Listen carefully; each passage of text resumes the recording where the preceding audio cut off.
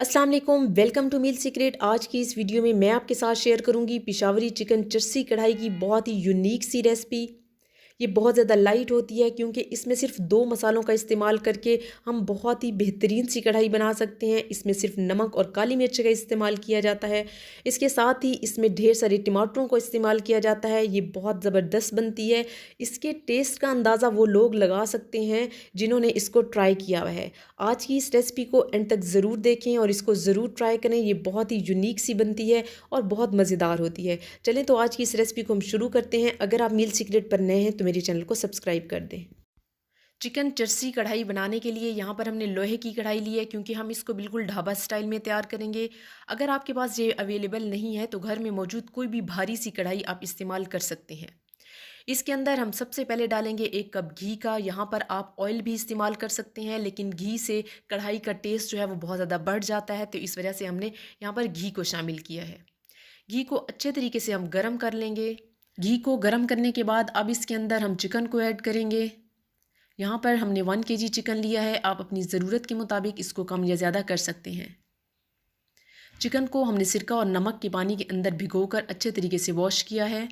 अगर आप भी चिकन की स्मेल को दूर करना चाहते हैं तो इसको नमक और सिरके के पानी के अंदर रख कर वॉश करें तो ये बहुत अच्छे तरीके से वॉश हो जाती है और इसकी स्मेल भी ख़त्म हो जाती है। 1 टेबल स्पून इसके ऊपर हम नमक को ऐड करेंगे और तकरीबन 5 से 6 मिनट के लिए हम इसको फ्राई करेंगे। चिकन को हम उस वक्त तक फ्राई करेंगे जब तक कि इसका कलर चेंज नहीं हो जाता।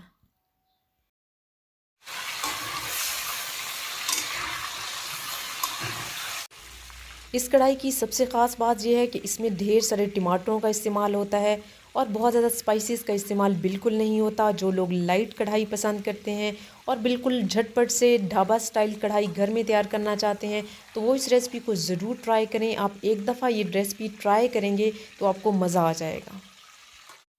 यहाँ पर चिकन अच्छे तरीके से फ्राई हो चुका है। इसके ऊपर लाइट गोल्डन सा कलर आ गया है। अब इसके अंदर हम टमाटरों को ऐड करेंगे।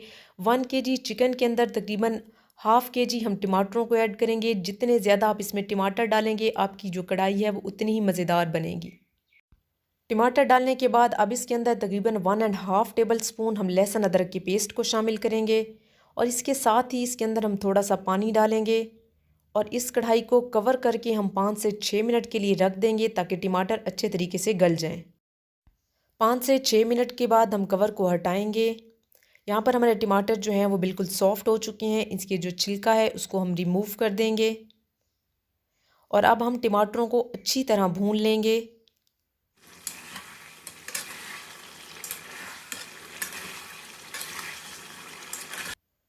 यहाँ पर हम टमाटरों को उस वक्त तक पकाएंगे जब तक कि ये बिल्कुल ग्रेवी सी ना बन जाए और हमारे टमाटर जो हैं वो अच्छे तरीके से गल ना जाएं।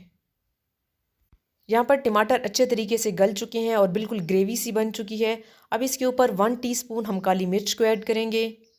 नमक हम पहले ही ऐड कर चुके हैं तो वो अब हम दोबारा से इसको ऐड नहीं करेंगे। काली मिर्च का बहुत ही यूनिक सा टेस्ट इस कढ़ाई के अंदर आता है और आप इसको खाएंगे तो आपका दिल करेगा कि आप इसको खाते जाएं क्योंकि ये बहुत ज़्यादा लाइट होती है और बहुत टेस्टी होती है। अब हम इसके ऊपर 5 से 6 अदद सब्ज़ मिर्चों को ऐड करेंगे।